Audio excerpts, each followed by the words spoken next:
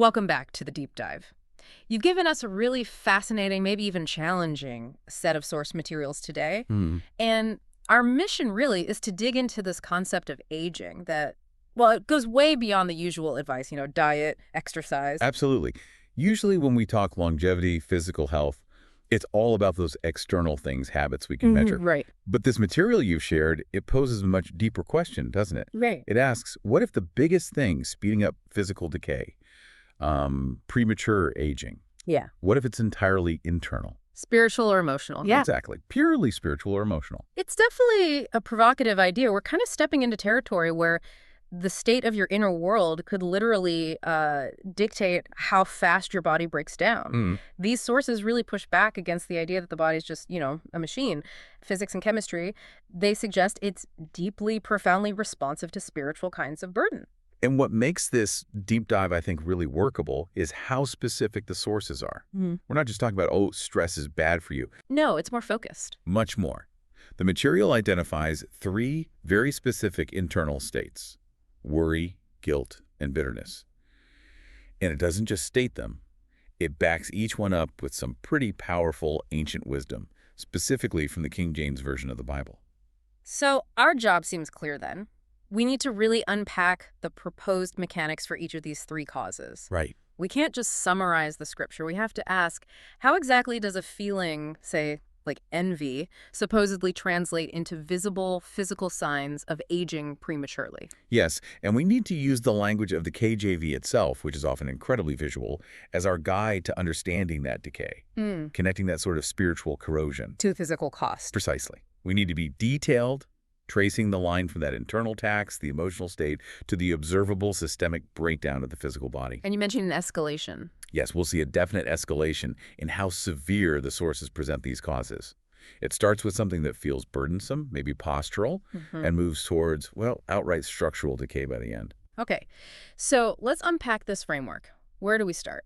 Let's begin with perhaps the most common one, the one that feels like a daily grind for so many: worry and anxiety. Okay, right into it. The first cause the sources highlight: worry and anxiety. Hmm.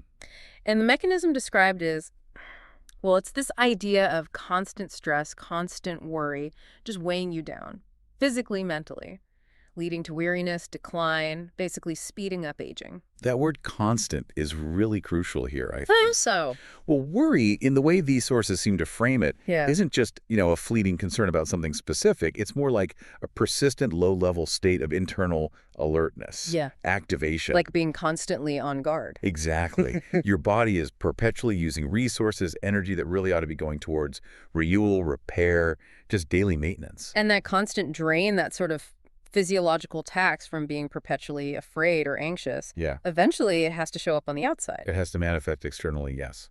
And the scripture provided gives us a really vivid image for that connection. It's Proverbs 12.25. Let me read that. Anxiety in the heart of man maketh it stoop, but a good word maketh it glad. That one word, stoop, that's where the real insight, according to these sources, lies. We need to break down what that implies physically. Okay, stooping.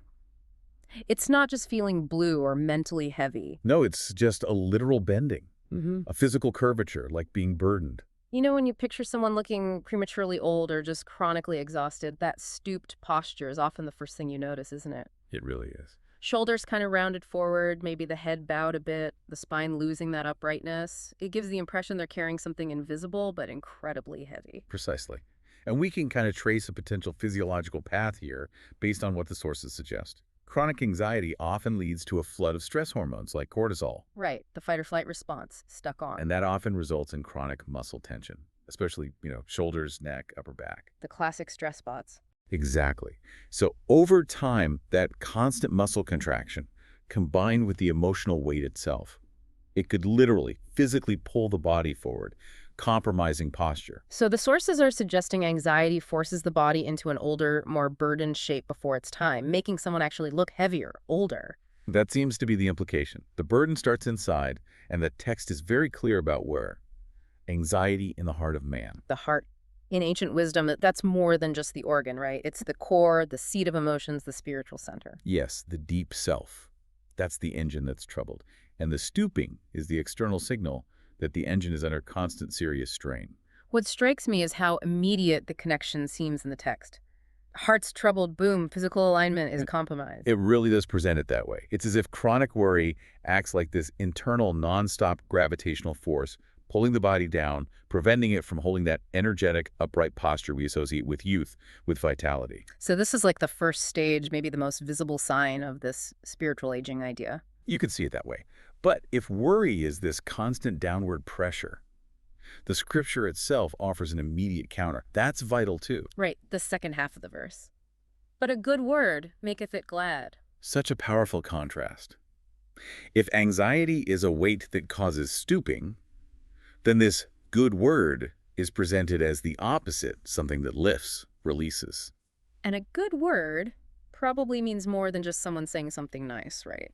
I'd interpret it, based on the context, as maybe reassurance, positive knowledge, some kind of restorative communication, maybe even truth that fundamentally changes the inner state, the state of the heart. Which suggests that getting relief from the physical toll of anxiety isn't just about, say, getting more sleep or stretching. Although those might help symptoms. Sure, but the root cure here needs cognitive or maybe spiritual input.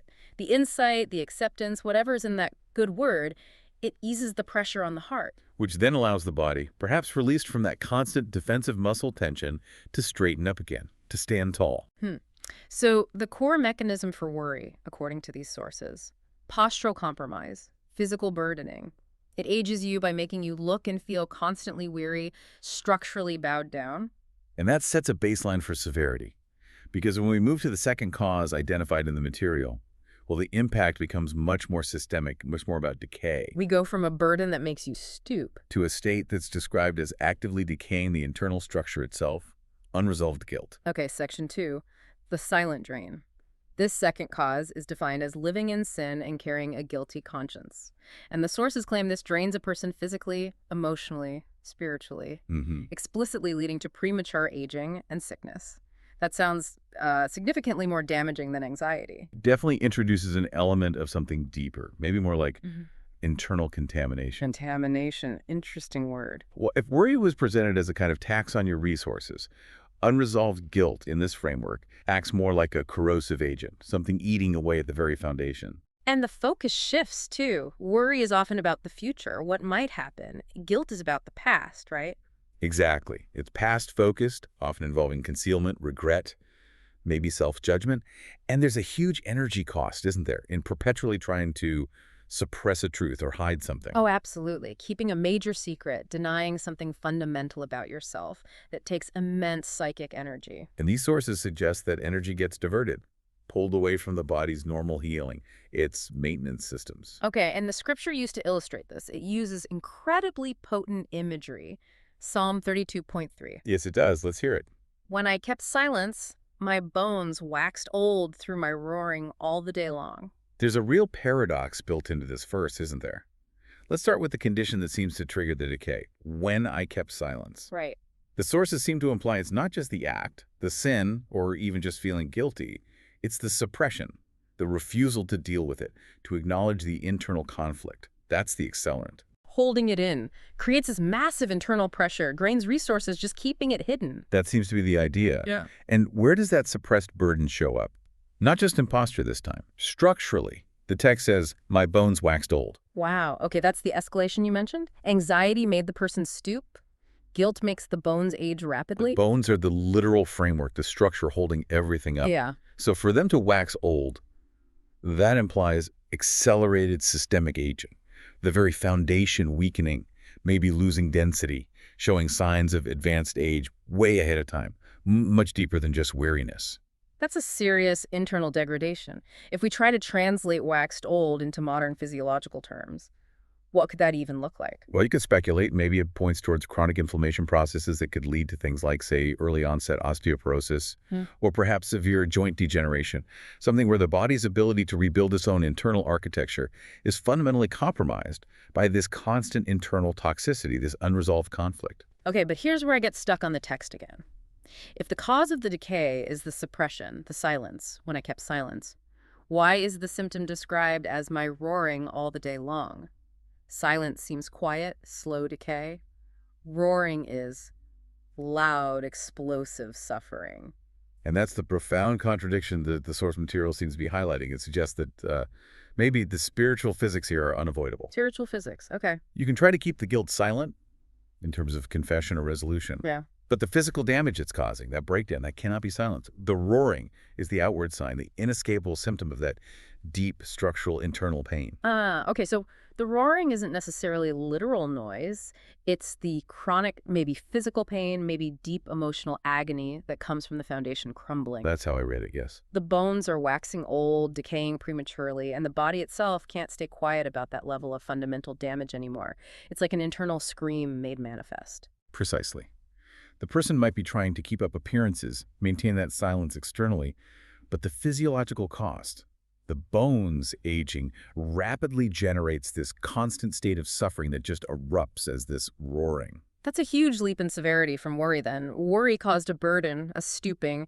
Guilt causes systemic structural collapse, the bones aging, leading to chronic, unavoidable pain or suffering. Yeah, it really hammers home the idea that guilt, when suppressed, isn't just a feeling. It's presented as a chronic structural disruptor. And if the foundation itself is crumbling, well, the whole structure, the whole body starts to shake, which leads directly to the claim of pervasive sickness and early mortality that the sources make. It frames unresolved guilt as literally consuming the person from within, stealing resources from their future, accelerating the decay of their basic architecture. Which sets us up then for the final cause, which you said uses language implying even more than decay, active destruction. Exactly. That's where we go next. Okay, so now we reach what the sources describe as the peak level of severity.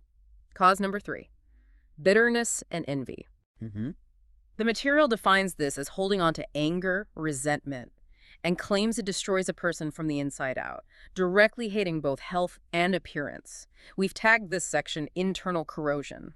And that term corrosion feels right, because this is presented as the absolute endpoint of internal toxicity in these sources. So if worry was a burden, And guilt was like premature structural aging. then bitterness and envy are. They're framed as active malignant poisons. Yeah. This isn't just losing vitality or aging faster. The language suggests systemic failure, even putrefaction. Putrefaction. Wow.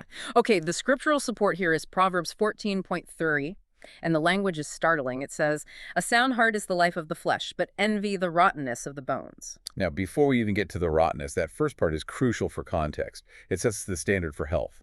A sound heart is the life of the flesh. A sound heart, what does that imply? Wholeness, integrity, contentment. All of the above, I think. Spiritual integrity, emotional balance. And the sources are explicitly saying this state, this inner soundness, is the literal source of physical vitality. It's the life of the flesh. If your heart is sound, your body thrives. Okay, so that sets a very high bar. Inner integrity equals physical life, which means the spiritual opposite, envy, bitterness, resentment, must lead to the exact reverse of vitality. Which is precisely what that second phrase delivers. But envy the rottenness of the bones. We really need to pause on this word, rottenness. Why? How is it different from waxing old? It's the critical distinction. Waxing old, like with guilt, suggested an acceleration of a somewhat natural process like aging sped up, but rottenness. That implies something else entirely. Necrosis, putrefaction, active decomposition, decay caused by some kind of aggressive, malignant agent. That is a huge conceptual jump. It's like the difference Yeah. between a building getting old and weathered versus having termites actively eating it away from the inside. Or like comparing natural aging to a highly aggressive cancer, maybe. Or an autoimmune disease where the body is actively destroying itself. It shifted from passive aging to active internal sabotage. So what could be the physiological mechanism here, according to this framework? How does envy or bitterness rot the bones? Well, think about the state of envy. It's constant negative comparison, right? Resentment about what others have. Psychologically, that likely generates endless frustration, maybe suppressed anger. Okay. Physiologically, what does sustained, intense, negative emotion, that kind of internal warfare, produce?